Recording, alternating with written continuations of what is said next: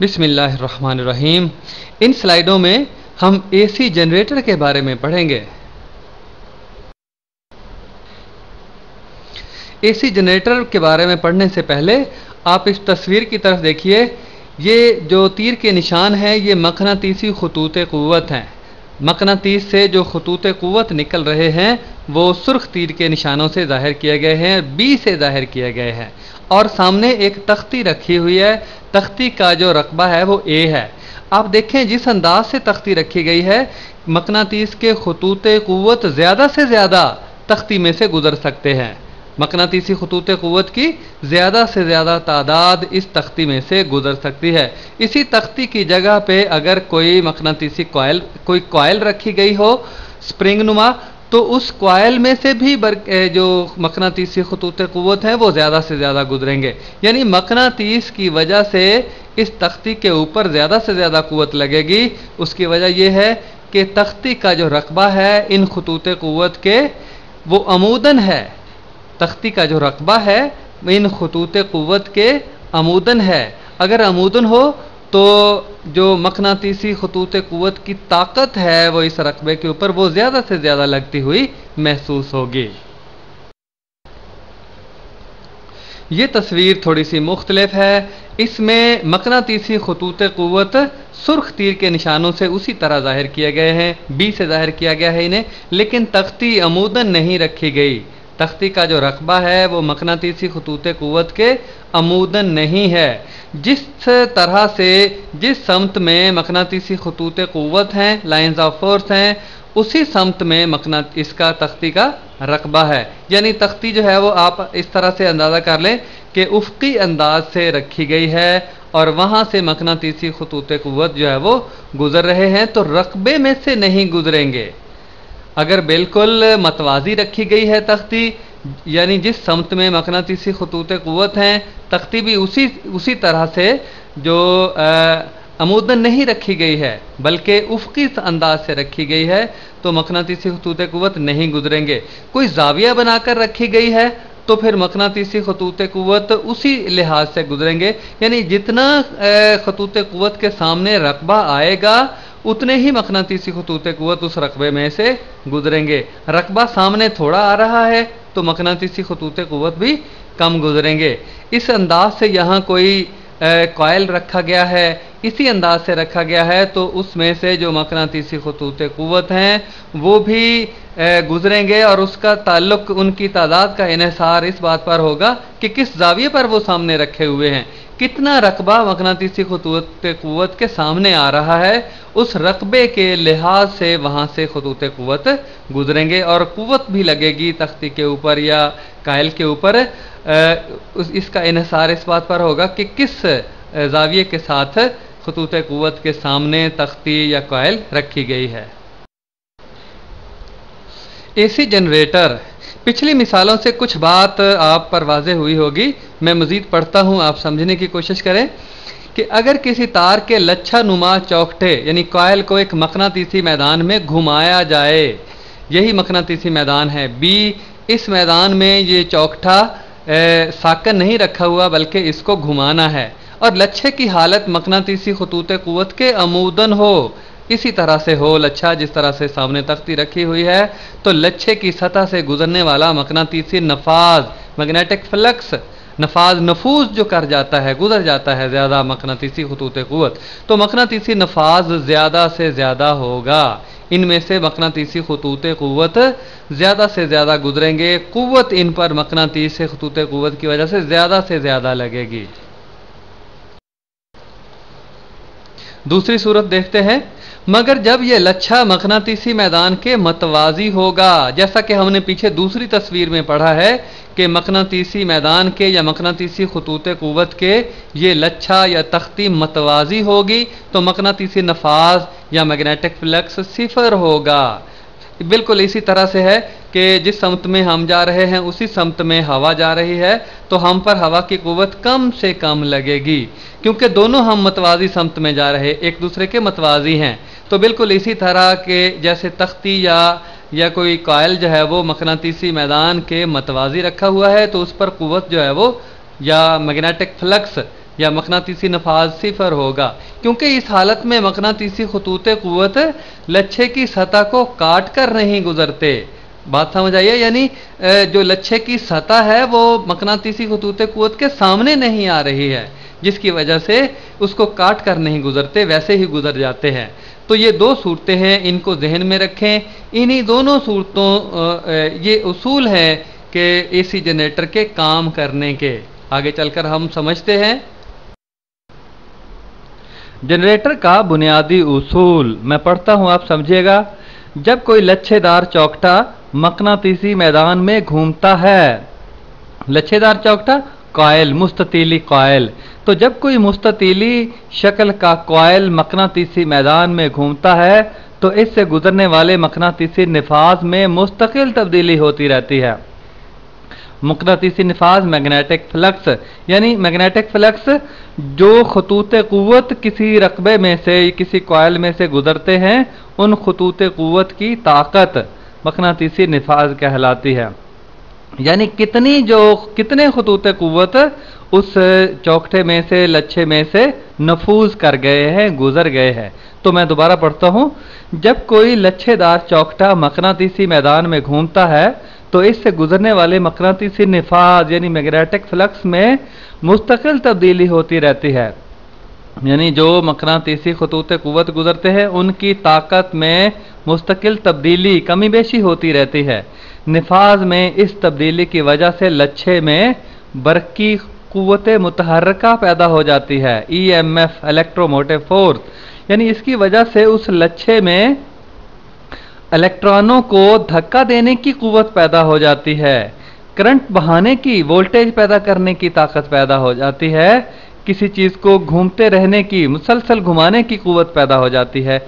यही जनरेटर का बुनियादी उसूल है। आप ज़रा गौर कीजिएगा कि अगर किसी लच्छे में किसी चीज़ को, लच्छा घूम रहा है, उसमें अपने आप को घुमाने की क़ुव्वत पैदा हो गई है उसमें, तो उसके साथ कोई भी सुलाख हम इस अंदाज से लगा सकते हैं कि वो सुलाख घूमे और किसी और चरखी को घुमाए, किसी और मशीन को घुमाए।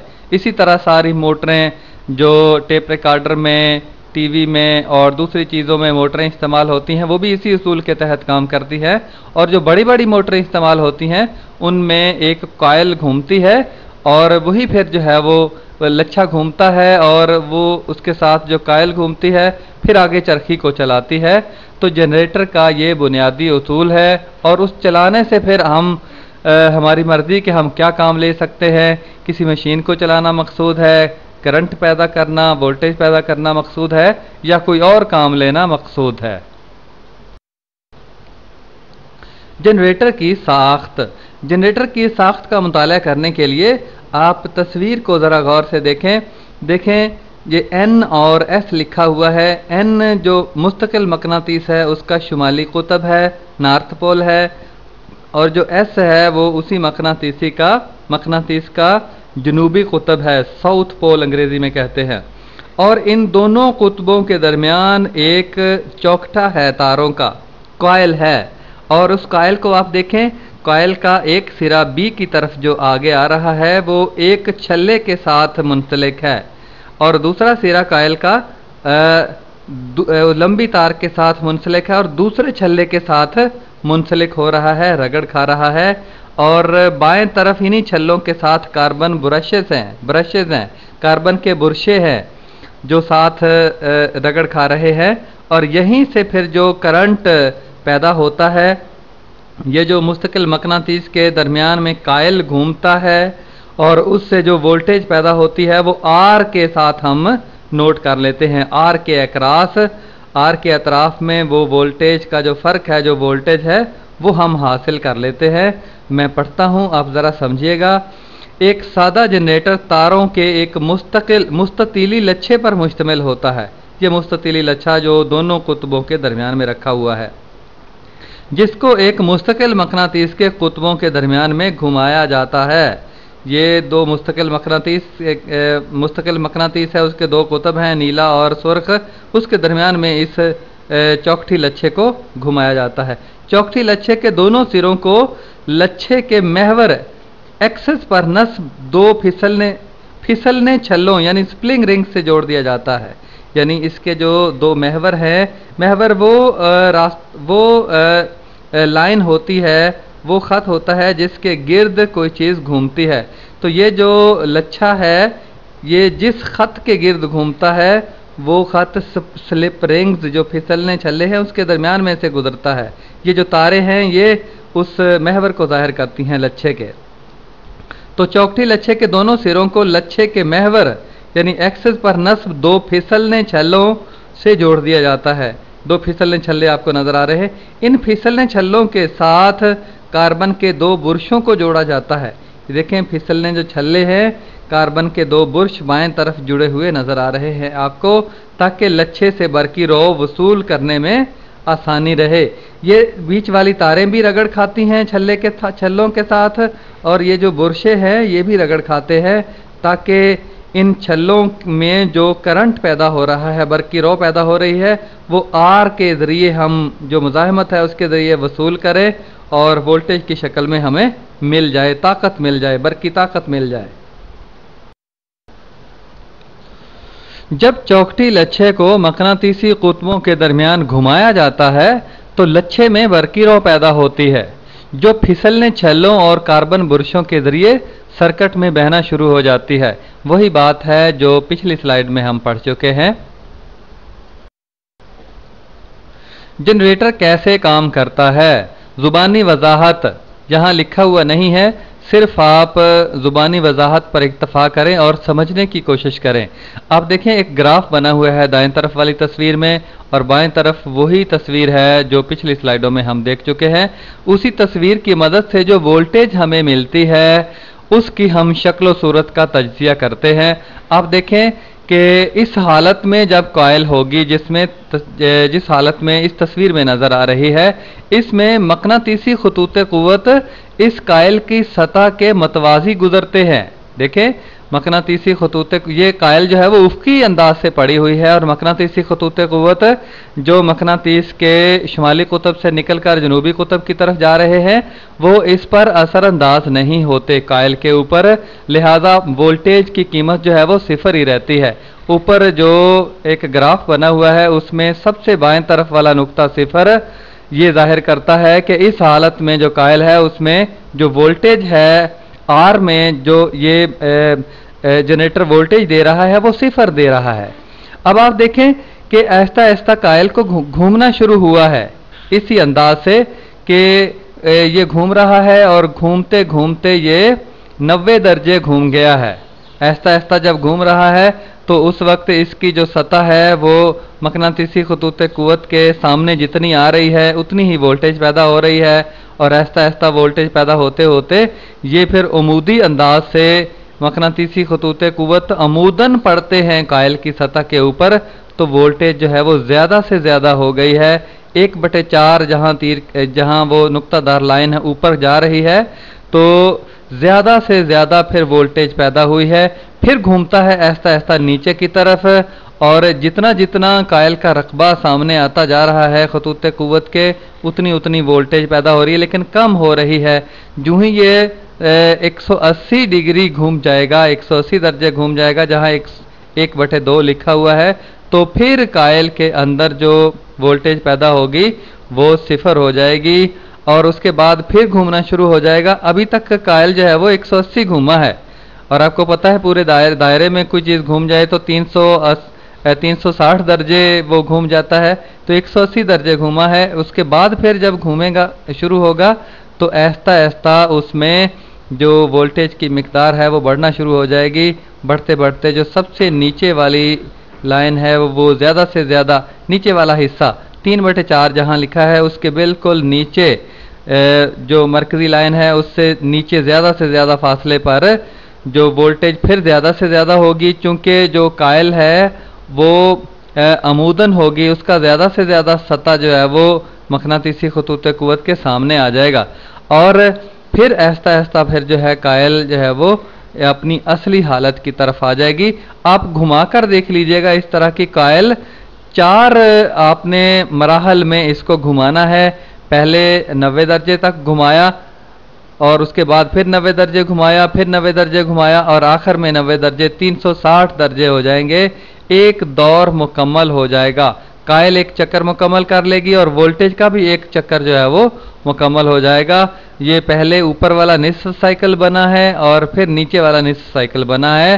कायल के एक मुकम्मल चक्कर से वोल्टेज का भी एक मुकम्मल चक्कर, एक मुस्बत निस्फ साइकिल और एक मनफी निस्फ साइकिल पर मुश्तमिल मुकम्मल दौर मुकम्मल हो जाएगा।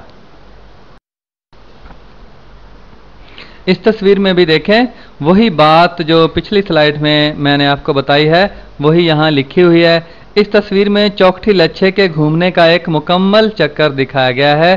फर्ज करें शुरू में चौखटी लच्छा उफ़क़ी अंदाज में है और जैसे कि नजर आ रहा है, और इसकी तरफ ए दाएं जानब और तरफ बी बाएं जानब है। आप देखें ना, चौखटी लच्छे की जो साइड बी है वो बाएं जानब है और ए जो है वो दाएं जानब है, और ये खिलाफे घड़ी वार इसने घूमना है। अभी तो साकन है और इसने जो घूमना है वो खिलाफे घड़ी वार, एंटी क्लॉकवाइज इसने घूमना है। तो लच्छे की दोनों अतराफ ए और बी मकनातीसी मैदान के मतवाजी हैं। मैंने पहले भी बताया कि जो दोनों सतह हैं वो मकनातीसी मैदान के मतवाजी हैं, और मतवाजी जब हैं तो इनमें से जो मकनातीसी खतूत क़ुव्वत हैं वो नहीं गुजर पाएंगे, कम से कम गुजरेंगे, जिसकी वजह से लच्छे में नफाज की तब्दीली सिफर होगी। जाहिर है मकनातीसी खतूत क़ुव्वत नहीं गुजर पाएंगे तो जो नफाज में तब्दीली है वो सिफर हो जाएगी। चुनांचे लच्छे में बरक़ी क़ुव्वत मुतहर्रिका सिफर होगी और जो वोल्टेज पैदा होगी वो सिफर पैदा होगी। जो नीचे वाला ग्राफ है उसमें जो बाएं तरफ सिफर दिखाया गया है वो इस वोल्टेज की हालत को जाहिर करता है।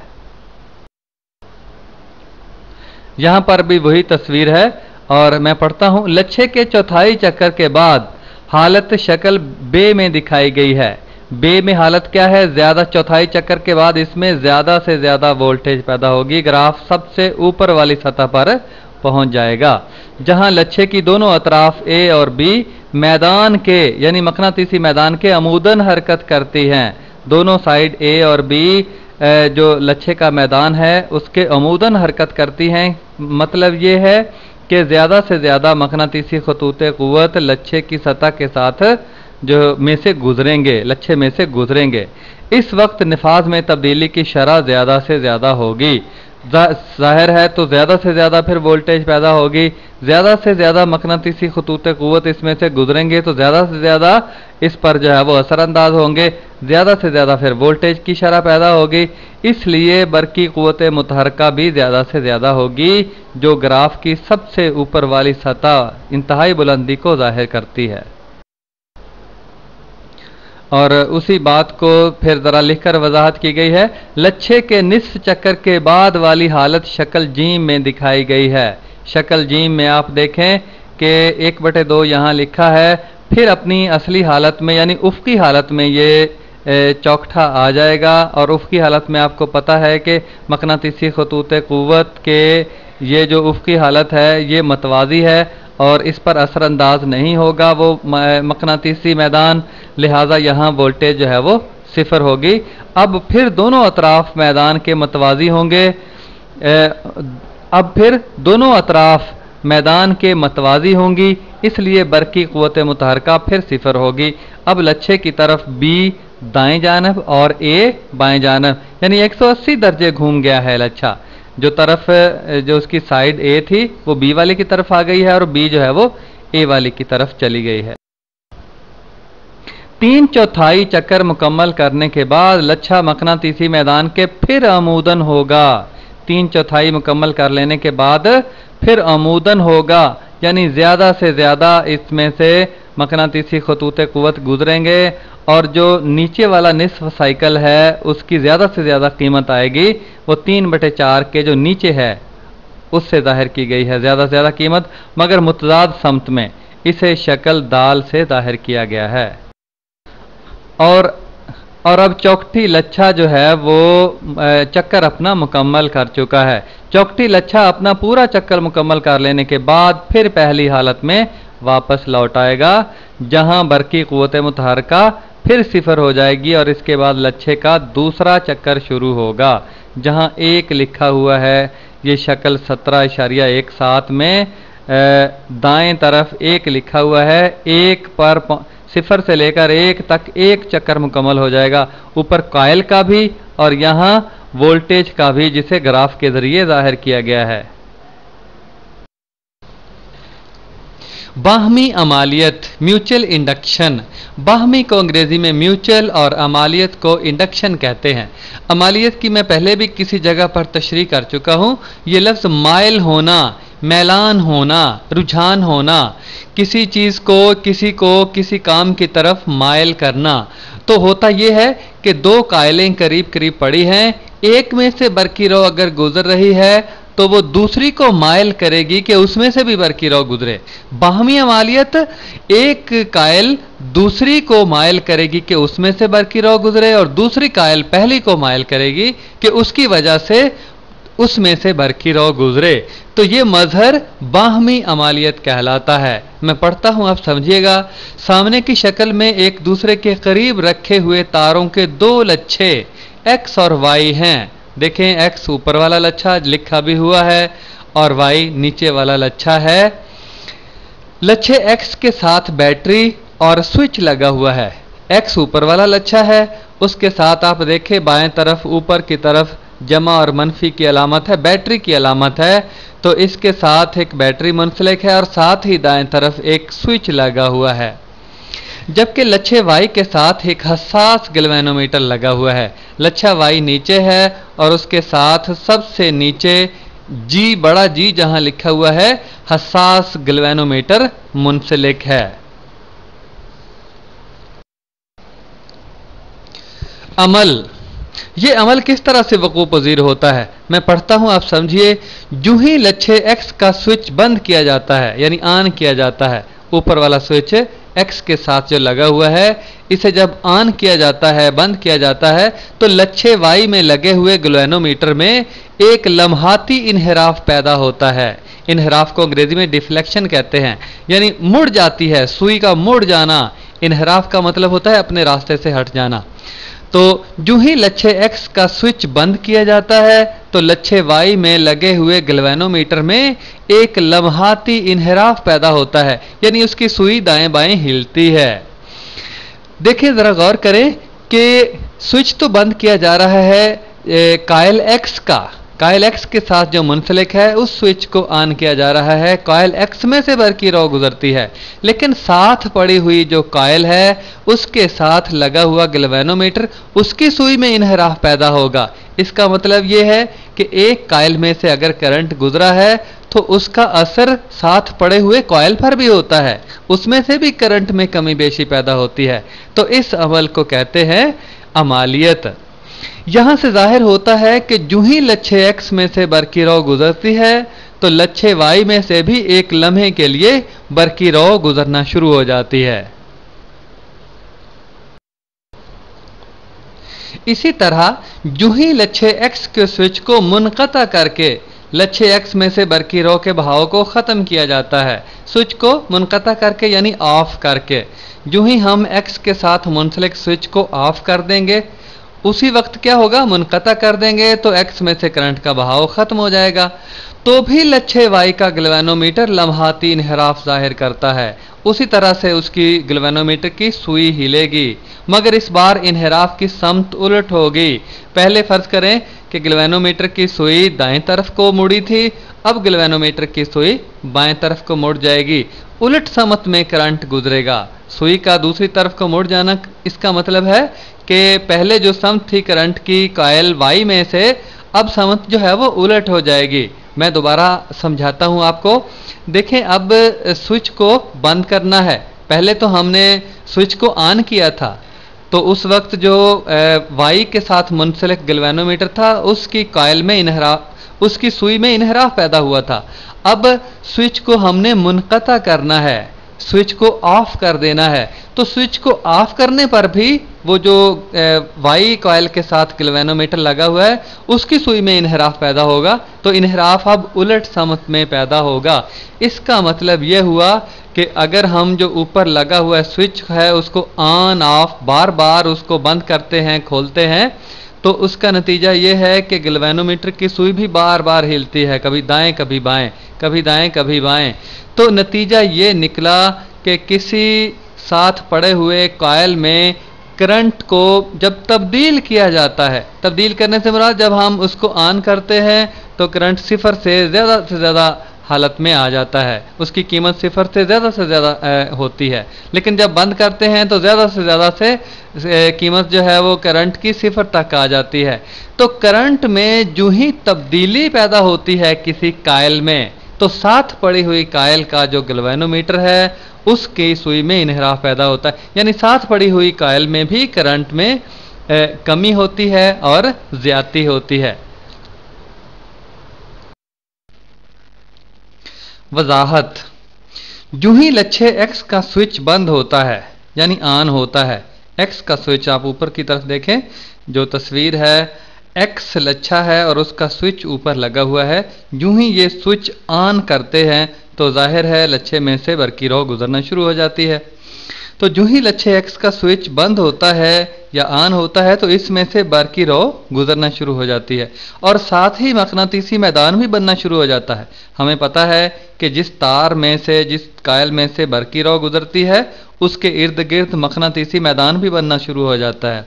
इस मैदान की खतूत क़ुव्वत, लाइन्स ऑफ फोर्स, लच्छे वाई से भी गुजरते हैं।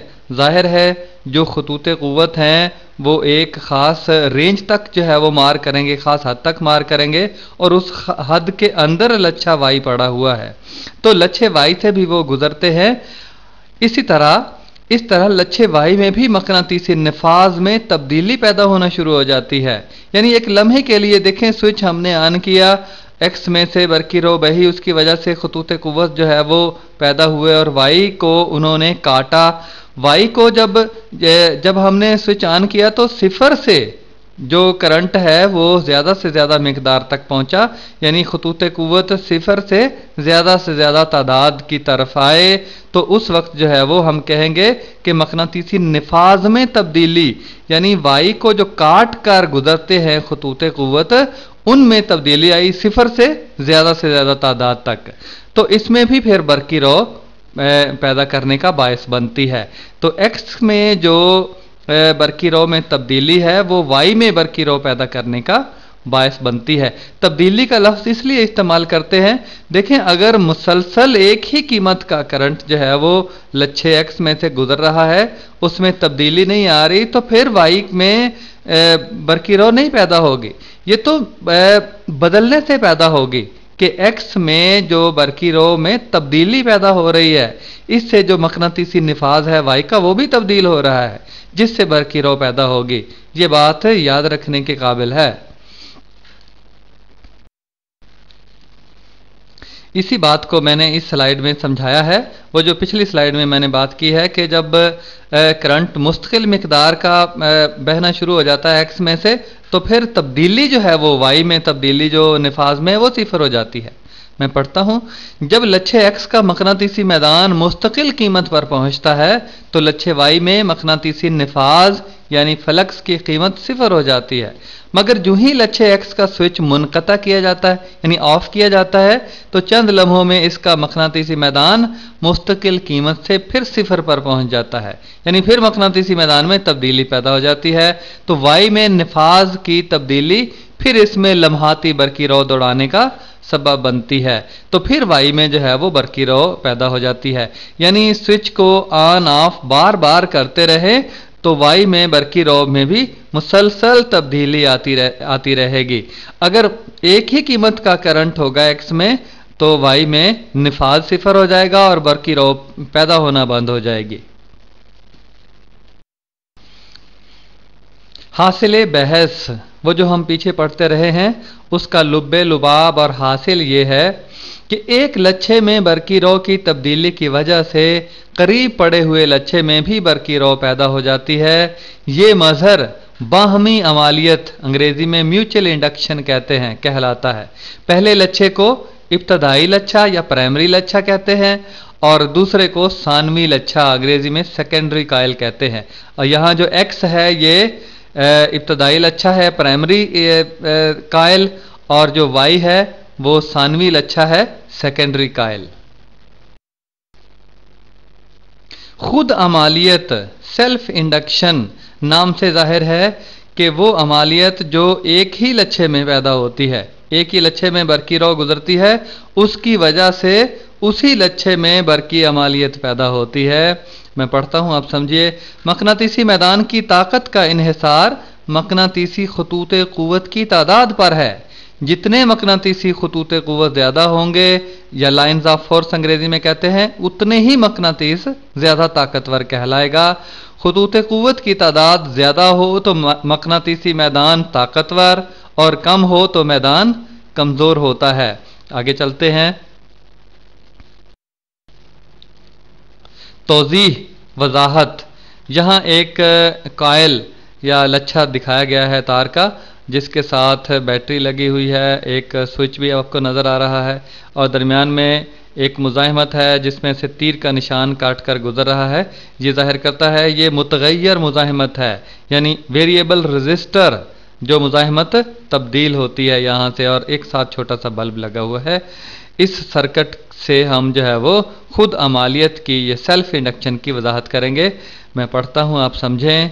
जब किसी लच्छे से बरकी रौ गुजरती है तो उसमें मकनातीसी मैदान पैदा होता है। ये तो बात वाज़ेह सी है कि लच्छे से गुजरे या तार से गुजरे बरकी रौ तो उसके इर्द गिर्द मकनातीसी मैदान पैदा होता है, जिसकी समत को हम उंगलियों से जो है वो जाहिर कर सकते हैं। अंगूठा अगर करंट की समत को जाहिर करे तो उंगलियां मकनातीसी मैदान को जाहिर करेंगी। और मकनातीसी खतूत क़ुव्वत लच्छे के मुख्तलिफ हलकों से गुजरते हैं। देखें, ये लच्छा है दिखाया गया, और बीच में से गुजर रहे हैं सियाह रंग की जो लाइनें हैं, ये मकनातीसी खतूत क़ुव्वत हैं। इन हलकों से गुजर रहे हैं, ये जो छोटे छोटे लच्छे के हलके हैं। तो लच्छे से गुजरने वाली बरकी रौ तब्दील होने से मकनातीसी मैदान भी तब्दील होता है, और जाहिर बात है कि जब स्विच को हम ऑन ऑफ करेंगे, बरकी रौ तब्दील होगी लच्छे में से जो गुजरती है, तो इसमें जो मकनातीसी मैदान पैदा होगा उसमें भी तब्दीली रूनुमा होगी। इससे मकनातीसी नफाज में भी तब्दीली आएगी, और ये जो मकनातीसी खतूत क़ुव्वत हैं अपने ही हलकों को काट के गुजर रहे हैं, इन ये जो नफाज हो रहा है, नफूज कर रहे हैं, उसमें भी तब्दीली जाहिर है कि आएगी। तो नफाज की तब्दीली से बरकी क़ुव्वत मुतहर्रका पैदा होगी, EMF, इलेक्ट्रोमोटिव फोर्स। ये बरकी क़ुव्वत मुतहर्रका वो क़ुव्वत है, इसे वोल्टेज आप समझ लीजिए कि ये इलेक्ट्रॉनों को हरकत में लाने की क़ुव्वत होती है। तो इसे खुद माइला बरकी क़ुव्वत मुतहर्रका कहते हैं। खुद माइला इसलिए कि ये एक ही लच्छे में पैदा हो रही है, जिसमें के करंट की मिकदार जो कमोबेश होती है में तब्दीली वाक़ होती है, उससे मकनातीसी मैदान में तब्दीली वाक़ होती है। तो जो मकनातीसी खतूत क़ुव्वत इन लच्छे के हलकों को काट के गुजरते हैं, उनमें भी तब्दीली वाक़ होती है। तो ऐसा अमल हो तो किसी भी चीज़ में, तो वहाँ करंट पैदा होता है और वोल्टेज पैदा होती है। वोल्टेज को हम बरकी क़ुव्वत मुतहर्रका कह सकते हैं। अगर इसको लच्छे को उस सूरत में बैटरी के ज़रिए के तौर पर इस्तेमाल किया जाए, तो फिर किसी दूसरी चीज़ में भी करंट और वोल्टेज पैदा किया जा सकता है। इसे खुद माइला बरकी क़ुव्वत मुतहर्रका या सेल्फ इंड्यूस्ड इलेक्ट्रोमोटिव फोर्स कहते हैं, और ये मजहर खुद अमालियत या सेल्फ इंडक्शन कहलाता है। तजुर्बे के ज़रिए हम साबित करते हैं। मैं पढ़ता हूँ, आप समझें। तस्वीर में एक स्विच को दबाने से बल्ब रोशन नहीं होता। ये एक स्विच नीचे नज़र आ रहा है, ये स्विच दबा दिया जाए, ऑन कर दिया जाए तो ये बल्ब रोशन नहीं होगा। लेकिन जब स्विच को मुनक़ता किया जाता है, स्विच को ऑफ किया जाता है, तो बल्ब एकदम चंद लम्हों के लिए रोशन हो जाता है, क्योंकि खुद अमालियत के अमल से खुद माइला वोल्टेज असल मुहैया की गई वोल्टेज में इजाफा कर देती है। एक तो ये बाहर वोल्टेज है, बैटरी मुहैया कर रही है, एक करंट के गुजरने से जो बरकी खतूत क़ुव्वत के हलकों को काटने से फिर वोल्टेज पैदा होती है, जिसे हमने खुद माइला वोल्टेज का नाम दिया है, वो इसमें इजाफा कर देती है असल वोल्टेज में, जिसकी वजह से फिर एकदम बल्ब जो है वो जल उठता है। असल बात मैं पढ़ता हूं, आप समझें। खुद माइला बरकी रो और वोल्टेज असल वोल्टेज और बरकी रो की मुखालफत करता है। देखें असल वोल्टेज अगर कम है तो खुद माइला वोल्टेज और खुद माइला करंट जो है वो असल वोल्टेज और असल करंट में इजाफा कर देगी, जिसकी वजह से बल्ब पीछे की स्लाइड में हमने देखा कि जल उठा था। असल वोल्टेज और करंट अगर कम हो रहा हो तो खुद माइला वोल्टेज और करंट इसको बढ़ा देते हैं, और असल वोल्टेज और करंट बढ़ रहा हो तो खुद माइला वोल्टेज और करंट इसको कम करते हैं। ये इसने खुद माइला जो वोल्टेज पैदा होती है वो मुखालफत करती है असल वोल्टेज की। वो अगर कम है तो उसमें इजाफा करती है, वो अगर ज्यादा है तो उसमें कमी करती है। ट्रांसफार्मर, ट्रांसफार्मर, ट्रांसफार्मर अंग्रेजी का लफ्ज है। ट्रांसफार्म का मतलब होता है तब्दील करना, बदलना। ट्रांसफार्मर तगय्युर गर, तबद्दुल गर, तब्दीली पैदा करने वाला आला। तो मैं पढ़ता हूं, ऐसा आला जो तगय्युर पज़ीर वोल्टेज को कम या ज्यादा करने के लिए इस्तेमाल होता है। तगय्युर पज़ीर, अल्टरनेटिंग वोल्टेज, अल्टरनेटिंग करंट नाम सुना होगा आपने। ऐसी वोल्टेज, ऐसा करंट जो हर लम्हे तब्दील होता है, कभी ज्यादा कभी कम, कभी ज्यादा कभी कम। जैसे ग्राफ के जरिए से आपने देखा होगा कि कभी उसकी कीमत जो है वो ज्यादा हो जाती है, कभी सिफर हो जाती है, कभी नीचे की तरफ ज्यादा हो जाती है, फिर सिफर हो जाती है।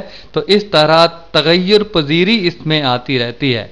तो ऐसा आला जो तगय्युर पज़ीर वोल्टेज को या अल्टरनेटिंग वोल्टेज को कम या फिर ज्यादा करता है।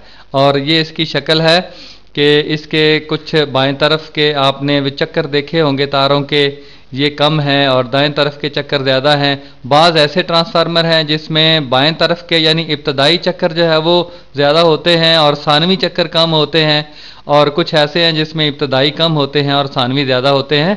तो ये ट्रांसफार्मर से क्या काम लिया जाने वाला है, वोल्टेज को बढ़ाना मकसूद है या कम करना मकसूद है, उससे तयन होता है कि इब्तदाई चक्कर ज़्यादा रखे जाएं कि सानवी चक्कर ज़्यादा रखे जाएं।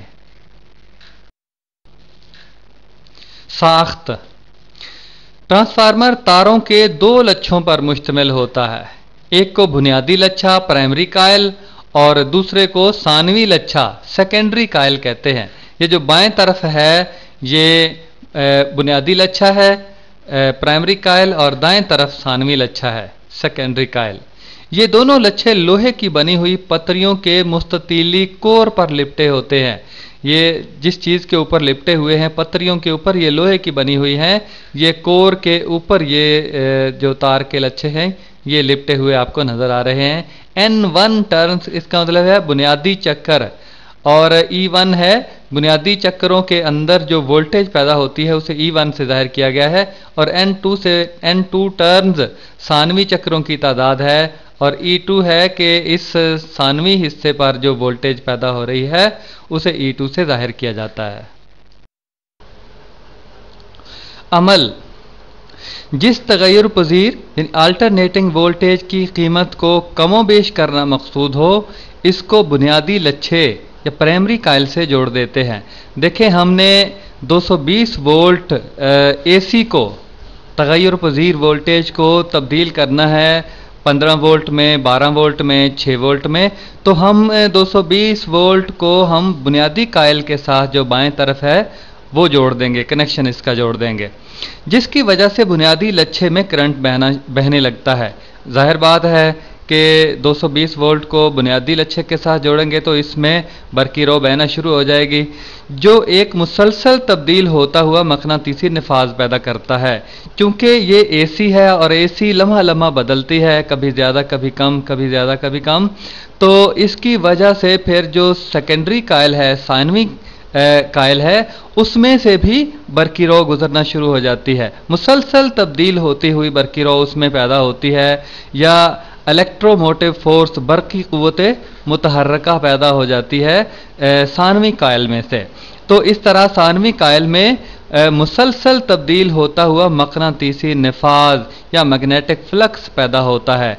इससे हम आपको अंदाज़ा होता होगा कि इस प्राइमरी कायल में, बुनियादी कायल में जो बरकी रो गुजरती है उसके जो वजह से खतूत क़ुव्वत जो है वो सानवी कायल में से भी गुजरते हैं, उसको काट के गुजरते हैं, जिसकी वजह से उसमें से भी बरकी क़ुव्वत मुतहर्रिका या वोल्टेज पैदा हो जाती है, जो मुसलसल एक बदलते हुए मकनातीसी नफाज की सूरत में मुंतज होती है, और इससे हम 220 वोल्ट से, क्योंकि बराह रास्त जो बुनियादी कायल है वो सानवी कायल के साथ मुंसलिक नहीं है, वही जो खतूत कुव्वत के काटने से जो वोल्टेज पैदा होगी सानवी कायल में, वही हम हासिल करेंगे। और इनके चक्रों की तादाद को इस तरह रखते हैं कि 220 वोल्ट है बुनियादी कायल को हमने दिया है, तो सानवी लच्छे से हम हासिल करते हैं इतने कायल, इतने उसके चक्कर रखते हैं कि सानवी कायल से हमें 8 वोल्ट, 15 वोल्ट, 12 वोल्ट या जितना भी हम चाहते हैं वो मिल जाए। मज़ीद वजाहत है इस स्लाइड में। लोहे के कोर की वजह से मकनातीसी नफाज की कीमत बहुत बढ़ जाती है। लोहे का कोर कौन सा है? ये जो पतरियां जिसके ऊपर तारें लिपटी हुई हैं, ये कोर कहलाती है। और इस कोर चूंकि लोहे का है, इस वजह से मकनातीसी नफाज बहुत बढ़ जाता है। क्यों?